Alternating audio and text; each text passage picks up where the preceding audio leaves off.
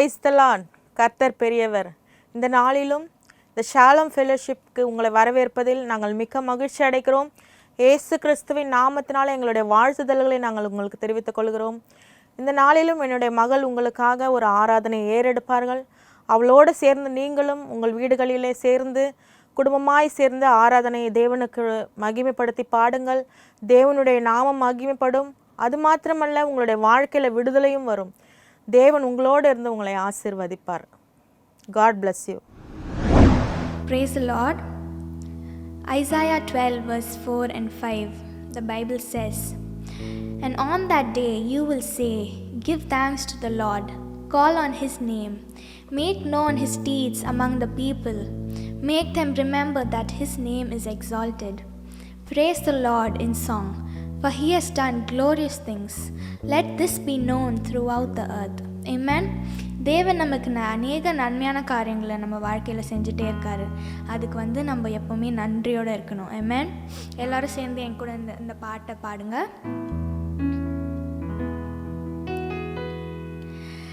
நன்றியால் துதி பாடு, நம் இயேசுவை உள்ளத்தால் என்றும் பாடு. நன்றியால் துதி பாடு, நம் இயேசுவை நாவாலே என்றும் பாடு. வல்லவர் நல்லவர் போதுமானவர், வார்த்தையில் உண்மையுள்ளவர். நல்லவர் வல்லவர் போதுமானவர்,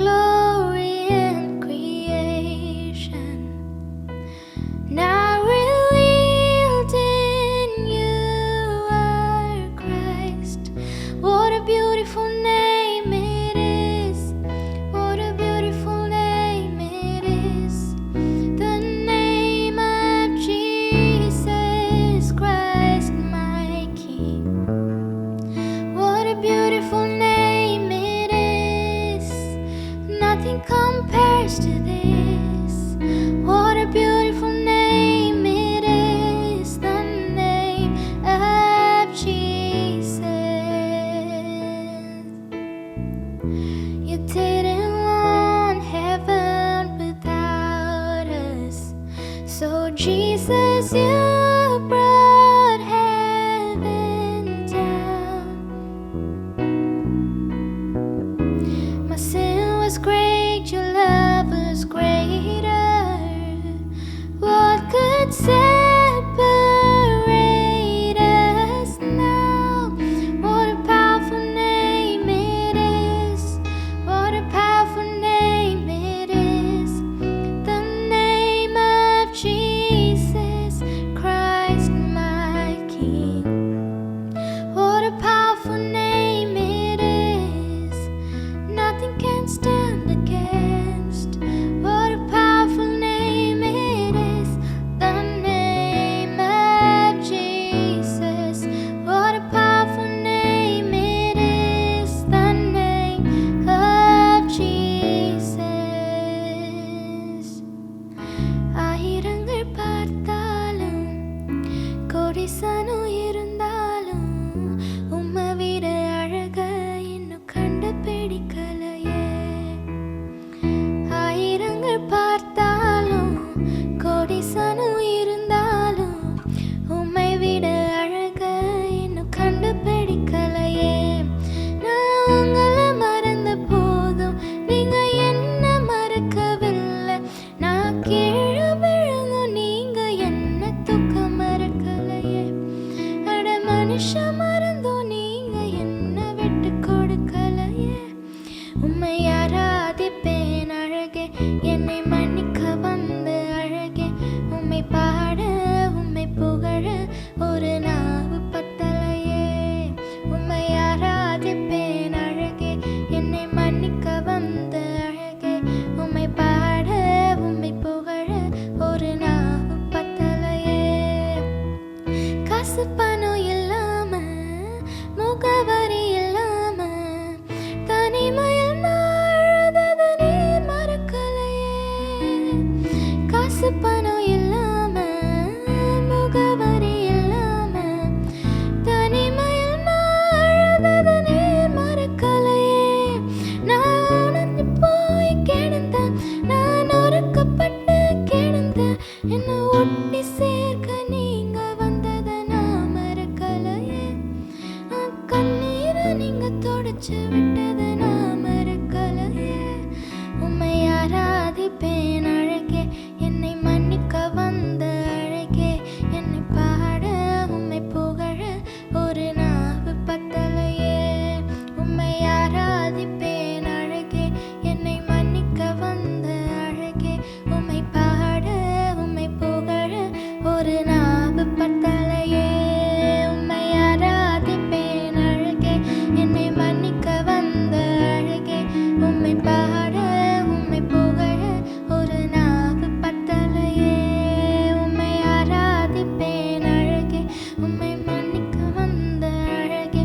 உம்மை பாட உம்மை புகழ ஒரு நாவு பத்தலையே. Praise the Lord. கர்த்தர் பெரியவர். இந்த நாளிலும் நாம் தியானிக்க போகிற வேத பகுதி என்னவென்று நாம் பார்ப்போமானால், ரோமருக்கு எழுதின நிருபம் 12வது அதிகாரத்தில் குறித்து நாம் தியானிக்க போகிறோம். இந்த உலகத்தில் நாம் வாழ்ந்து கொண்டிருக்கிறோம். ஆண்டவராகிய இயேசு கிறிஸ்துவை நம்முடைய சொந்த இரட்சகராக ஏற்றுக்கொண்டிருக்கிறோம். ஞானஸ்தானம் பெற்று ஆண்டவருடைய இரத்தத்தால் கழுவப்பட்டு தேவனுடைய பிள்ளைகளாக நாம் வாழ்ந்து கொண்டிருக்கிறோம். ஆனால் வேதத்தில் அழகாக பவுல் சொல்லி இருக்கிறார், நாம் ஆவிக்குரிய வாழ்க்கை வாழ்கிறோமா இல்லை பூமிக்குரிய வாழ்க்கை வாழ்கிறோமா? அதாவது நான் தெளிவாக உங்களுக்கு சொல்ல வேண்டுமானால், நம்ம ஆவிக்குரிய பிள்ளைகளா இல்லை மாம்சத்துக்குரிய பிள்ளைகளா? மாம்சம் என்ன சொல்லுதோ அதை செய்கிறோமா இல்லை பரிசுத்த ஆவியானவர் என்ன சொல்லுகிறாரோ அதை செய்கிறோமா என்பதை பற்றி தான் பவுல் விவரித்து அழகாக தெளிவாக ரோமர் 12வது அதிகாரத்தில் சொல்லியிருக்கிறார். நாம் எடுத்து வாசிக்கலாம். ரோமர் 12வது அதிகாரம் 2வது வசனம். நீங்கள் இந்த பிரபஞ்சத்திற்கு ஒத்த வேஷம் தெரியாமல் தேவனுடைய நன்மையும் பிரியமும் பரிபூரணமான சித்தம் இன்னதென்று பகுத்தறியத்தக்கதாக உங்கள் மனம் புதிதாகிறதுனாலே மறுரூபமாகுங்கள் என்று சொல்லி பவுல் அழகாக சொல்லுகிறார். பிரியமானவர்களே, மறுரூபம் என்றால் என்ன? டிரான்ஸ்ஃபர்மேஷன், மறுரூபத்தை குறித்து தான் நாம் இப்பொழுது பார்க்க போகிறோம். கிறிஸ்துவ வாழ்க்கைக்கு மறுரூபம் மிக மிக மிக மிக அவசியமாக காணப்படுகிறது. நாம் ரட்சிக்கப்பட்டு நம்முடைய மனம் புதிதாகவில்லை என்றால் நாம் ரட்சிக்கப்பட்டதே வீணாகிவிடும். இவ்வளவு காலம் ஆண்டவருக்காக உழைத்து பாடுபட்டு சுவிசேஷத்தை அறிவித்து எல்லாம் செய்து ஆனால் நம்முடைய ரட்சிப்பை நாம் இழந்து போவோமானால், நம்முடைய மனதை நாம் புதிதாக்கி கொள்ளாமல் ரட்சிப்பை இழந்து போவோமானால் அது வீணாகி விடும் என்று சொல்லி பவுல் அழகாக தெளிவாக சொல்கிறார். உதாரணத்துக்கு நான் உங்களுக்கு இந்த வேளையிலே சிறு பிள்ளைகளும் இந்த செய்தியை கேட்டால் புரியும். சிறு பிள்ளைகளுக்கும் கூட நான் இதை சொல்கிறேன். உதாரணமாக மறுரூபம் என்றால் என்ன, அதற்கு உதாரணமாக பார்த்தோம். நாம் ஒரு கேட்டர்பில்லரை எடுத்து பார்ப்போம். கேட்டர்பில்லர் தன்னுடைய வாழ்க்கையில் 4 நிலைகளை அடைகிறது. முதலாவது பார்த்தீங்கன்னா முட்டையிலிருந்து அந்த கேட்டர்பில்லர் லார்வா என்ற நிலையில் கேட்டர்பில்லராக மாறுகிறது. முதலாவதாக முட்டை வருகிறது, 2வதாக லார்வா என்ற நிலையில் கேட்டர்பில்லராக வருகிறது, 3வதாக பியூப்பா, அது ஒரு கூடாக வருகிறது. கூட்டிலிருந்து பார்த்திங்கன்னா அந்த 4வது நிலையில் அடல்ட்டாக மாறி அழகான ஒரு பட்டர்ஃப்ளையாக வண்ணத்து பூச்சியாக வருகிறது. இந்த வண்ணத்து பூச்சியை எல்லாருக்குமே ரொம்ப பிடிக்கும். ஏன்னா பார்த்திங்கன்னா அது கலராக இருக்கும், அழகாக பறக்கும். அதை பார்த்தோன்னே ஒரு சந்தோஷம் வந்துடும். வண்ணத்து பூச்சியை பிடிச்சி என்ன பண்ணிப்பாங்க, எல்லாருமே அதை கையில் வச்சுப்பாங்க. சில பேர் என்ன பண்ணுவாங்க, ஒரு அழகாக கண்ணாடி பாக்ஸில் போட்டு வைப்பாங்க. ஸோ இந்த மாதிரி வண்ணத்து பூச்சியை பார்த்து ரொம்ப ஆசைப்படுறவங்க நிறைய பேர் உண்டு. அதில் அழகழகான கலர்கள் இருக்கும், அழகழகான சிறகுகள் இருக்கும், அது அழகாக பறக்கும். அது பறக்கும் போது எல்லாரும் கேட்பாங்க, உன் உள்ளத்துக்குள்ளே வண்ணத்து பூச்சி பறக்குதா, உன் உள்ளத்துக்குள்ளே சந்தோஷம் வரும்போது கேட்பாங்க, உன் உள்ளத்துக்குள்ளே பட்டாம்பூச்சி பறக்கிறது போல் இருக்குதா அப்படின்னு சொல்லி அந்த பட்டாம்பூச்சியை உதாரணத்துக்கு சொல்லுவாங்க. இந்த கேட்டர்பில்லர் பார்த்திங்கன்னா இந்த கம்பளி பூச்சி அருவருப்பானது. ஆனால் இந்த அருவருப்பான ஒரு கம்பளி பூச்சியிலேருந்து ஒரு அழகான வண்ணத்து பூச்சி வருகிறது. எப்படி ஒரு உருமாற்றம் நடக்கிறது பாருங்களேன், எப்படி ஒரு டிரான்ஸ்ஃபர்மேஷன் வருகிறது பாருங்களேன். நம்முடைய வாழ்க்கையும் கூட அப்படி தான், அருவருப்பான ஒரு கம்பளி பூச்சியை போல தான் நாமளும் இருந்தோம். எப்படி இருந்தோம், பாவத்துலேயும் சாபத்துலேயும் சேற்றுலேயும் நோயிலையும் கஷ்டத்துலேயும் பாடுகளிலும் நம்ம இருந்தோம். ஆனால் ஆண்டவராக இயேசு கிறிஸ்து அவருடைய சொந்த ரத்தத்தினால கழுவி நம்மளை அலங்கரித்து சிங்காரமாக மாற்றி நம்மளை அழகான நிலையில் ஒரு உயர்ந்த மலையின் மேலே ஒரு பட்டணத்தின் மேலே நம்மளை அழகாக வச்சுருக்கிறாரு. எல்லாரும் பார்த்து வியந்து போகிற வகையில் ஆண்டவர் நம்மளை வச்சுருக்கிறாரு. ஆனால் அதையெல்லாம் நம்ம மறந்துட்டு நம்ம எந்த நிலையிலேருந்து வந்தோன்றதை மறந்துட்டு இப்போ அழகான வண்ணத்து பூச்சியாக மாறிட்டோன்னே நான் இப்போ வண்ணத்து பூச்சி நான் ரொம்ப அழகாக இருக்கிறேன் அப்படின்னு சொல்லி நம்ம என்ன பண்ணிக்கிறோம், புகழ்ந்துக்கிறோம். அந்த டிரான்ஸ்ஃபர்மேஷன் நம்மளுக்குள்ளாக கண்டிப்பாக வந்தது கொடுத்தது யார் என்று சொல்லி நம்ம பார்ப்போமானால் பரிசுத்த ஆவியானவர் தான். நம்முடைய மனம் புதிதாக வேண்டும். உலகத்திற்கு ஒத்த வேஷம் தரிக்கக்கூடாது. அப்படியே நம்ம என்ன பண்ணிக்கக்கூடாது, வேஷம் என்றால் என்ன, நடிப்பு, நாடகம் போடுவது, அந்த வேஷமான அந்த காரியங்களை நம்ம செய்யவே கூடாது. தேவனுக்கு பிரியமில்லாத அந்த காரியங்களை போய் சொல்வது, திருடுவது, ரட்சிக்கப்பட்டும் பாவங்களை செய்வது, இப்படிப்பட்ட காரியங்கள் தான் உலகத்துக்கு ஒத்த வேஷம் தரிக்கிறது. ஆனால் என்ன பண்ணுவோம், நான் கரெக்டாக தான் இருக்கிறேன், என்னோட வாழ்க்கை கரெக்டாக தான் இருக்கிறது, நான் சரியாக தான் போயிட்டுருக்கிறேன், நான் அந்த கடவுளுக்கு உண்மையாக ஊழியம் செய்கிறேன், நான் ரட்சிக்கப்பட்டு இருக்கிறேன் அப்படின்னு சொல்லி நம்ம மெச்சிக்கொண்டு நம்ம பேசிக்கொண்டு இருக்கிறோம். ஆனால் இதை குறித்து பவுல் இங்கு சொல்லவில்லை. உங்கள் மனம் புதிதாகவில்லை என்றால், நீங்கள் மறுரூபமாகவில்லை என்றால் நீங்கள் ரட்சிக்கப்பட்டது வீண் என்று சொல்லி பவுல் அழகாக தெளிவாக சொல்லுகிறார். நன்மையும் பிரியமும், தேவனுக்கு நன்மை தரக்கூடிய காரியங்களை மாத்திரமே நம்ம சிந்திக்க வேண்டும். தேவனுக்கு பிரியமான பிள்ளைகளாக நம்ம இருக்க வேண்டும். ரோமர் 12வது அதிகாரம் 11வது வசனம் எப்படி சொல்லுகிறது, ஆவியிலே அனலாயிருங்கள். ஆவியில் அனலாக எப்படி இருக்க முடியும்? உதாரணமாக பார்த்தோம்னால் நம்ம ஒரு அடுப்பை எடுத்துக்கொள்வோம். இந்த காலத்தில் பார்த்திங்கன்னா எல்லார் வீட்லேயும் கேஸ் ஸ்டவ். ஆனால் அந்த காலத்தில் பார்த்திங்கன்னா எல்லார் வீட்லேயும் என்ன இருக்கும், அடுப்பு தான் இருக்கும். கட்டைகளை வைத்து கொளுத்துவார்கள்.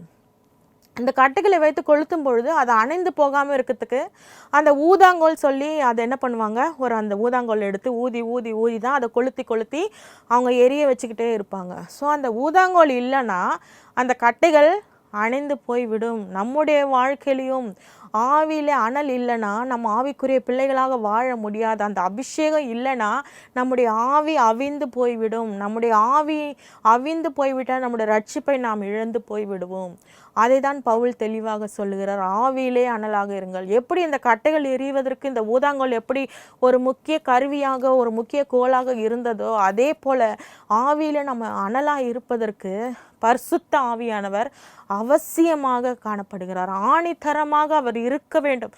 அவர் இல்லை என்றால் ஆவி உங்களுக்கு அனலாக இருக்கவே முடியாது. ஆவியில நீங்கள் அனலாக இல்லைன்னா, நீங்கள் ஜாக்கிரதையா இல்லைன்னா உங்கள் ஆவியை பிசாசு குளிர செய்து விடுவான். உங்கள் ஆவி அனலாக இருக்க வேண்டுமானால் பரிசுத்த ஆவியானவருக்கு உங்கள் வாழ்க்கையை நீங்கள் விட்டு கொடுத்து அபிஷேகத்தினால நிறைந்து அபிஷேகத்தினால நீங்கள் என்ன பண்ண வேண்டும்?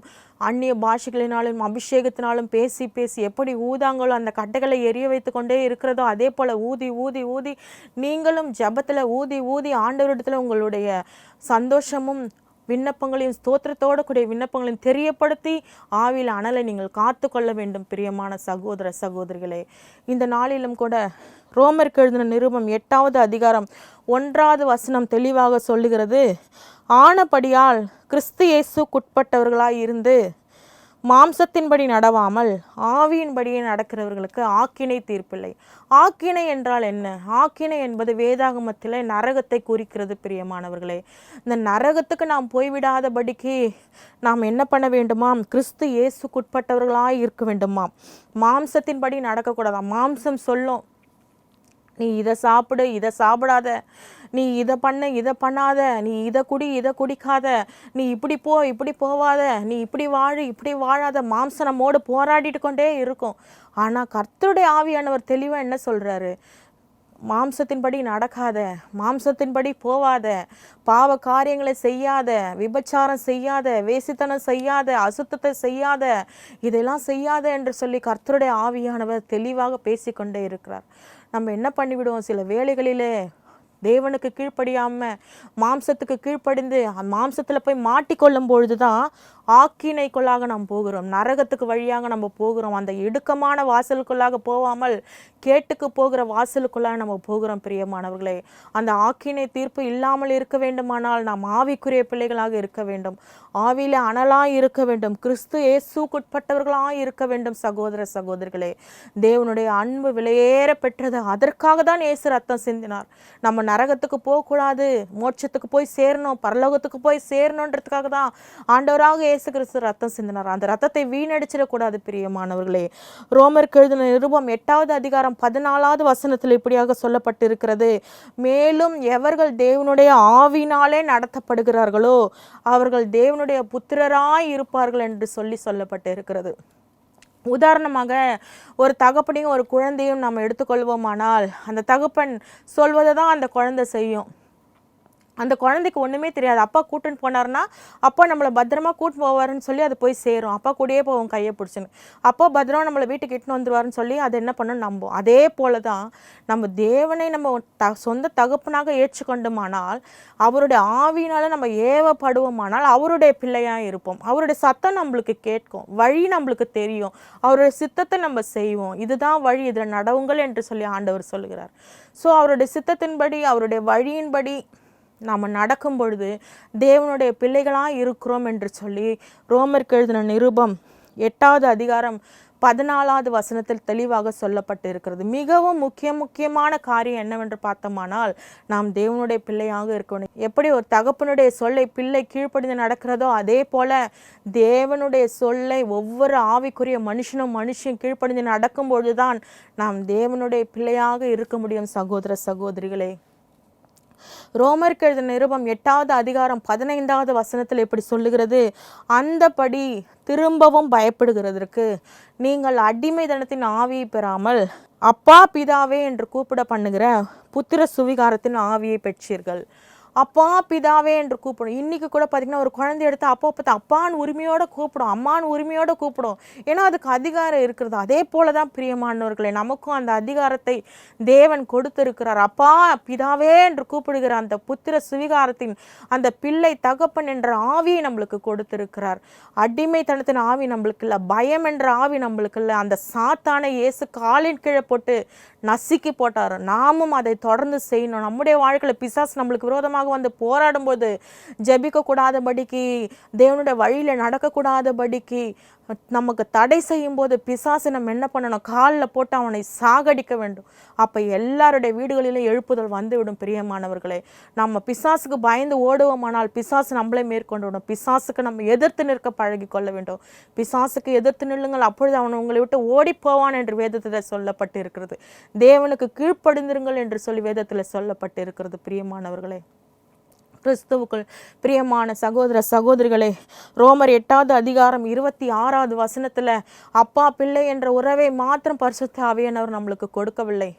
அவர் என்ன சொல்லுகிறார் என்று பார்ப்போமானால், பரிசுத்த ஆவியானவர் வாக்கு கடங்காத பெருமூச்சுகளோடு நமக்காக வேண்டுதல் செய்கிறாராம். ஐயோ எனக்காக ஜெபிக்க யாருமே இல்லையே, ஐயோ எனக்காக மன்றாட யாருமே இல்லையேன்னு சொல்லி நீங்கள் கவலைப்பட வேண்டிய அவசியமே இல்லை.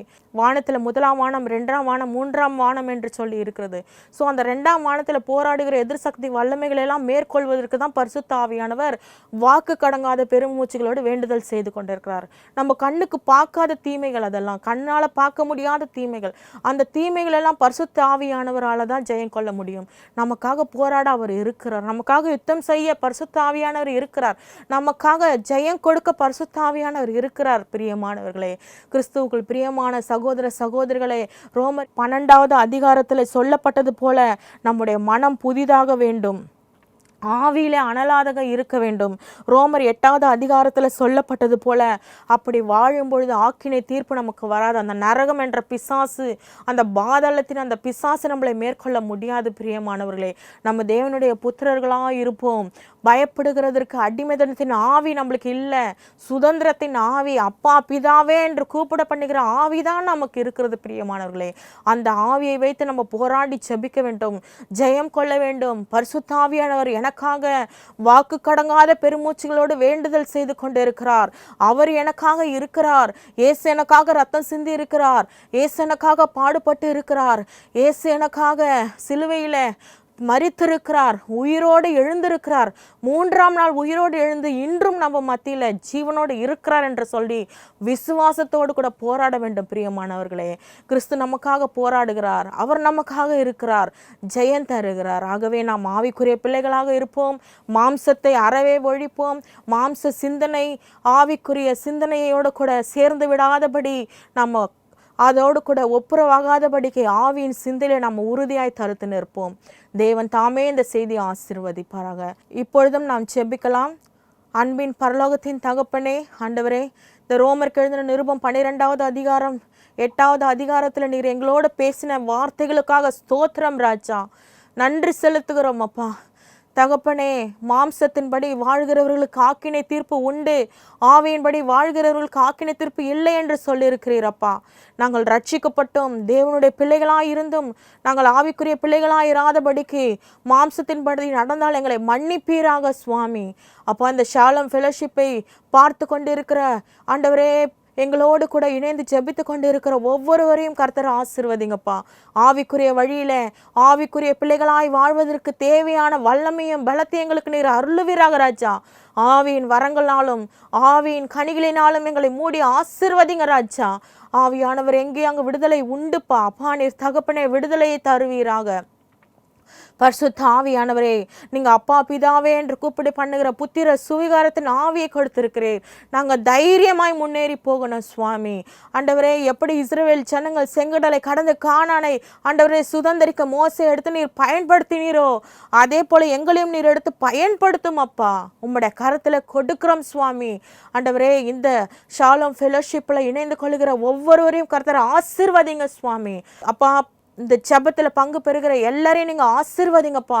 என்னென்ன தேவைகளோடு, என்னென்ன காரியங்களோடு, என்னென்ன எதிர்பார்ப்புகளோடு இருக்கிறார்களோ அவர்களுடைய தேவைகள் சந்திக்கப்படுவதாக, அவர்களுடைய காரியங்கள் சந்திக்கப்படுவதாக, அவர்களுடைய பிரச்சனைகள் மாற்றப்படுவதாக. ஏசு கிறிஸ்துவின் இரத்தத்தினால விடுதலை வரும்படி ஜெபிக்கிறேனப்பா. அப்பா தகப்பனே, நீர் பெரியவர் சுவாமி. பெரிய காரியங்களை செய்கிறதற்காக ஸ்தோத்திரம். நன்றி செலுத்துகிறோம், நன்றி செலுத்துகிறோம். துதி கன மகிமையாவும் ஒருவருக்கே செலுத்துகிறோம். ஏசு கிறிஸ்துவின் மூலம் செபிக்கிறோம் நல்ல தகப்பனே, ஆமேன். God bless you. தொடர்ந்து இந்த ஷாலம் ஃபெலோஷிப்பை நீங்கள் பார்க்கும்படி நான் அன்பாய் கேட்டுக்கொள்கிறேன். என்னுடைய மகள் ஆராதனை ஏறெடுக்கும் பொழுதும் நீங்கள் அதில் பங்கு பெறுங்கள். தொடர்ந்து தேவன் உங்களோடு இடைப்படுவார். உங்களுக்கு விடுதலை வரும். தேவ பிரசனம் உங்களை மூடிக்கொள்ளும். God bless you. உம்மை ஆராதிப்பேன் அழகே, என்னை மன்னிக்க வந்த அழகே, உம்மை பாட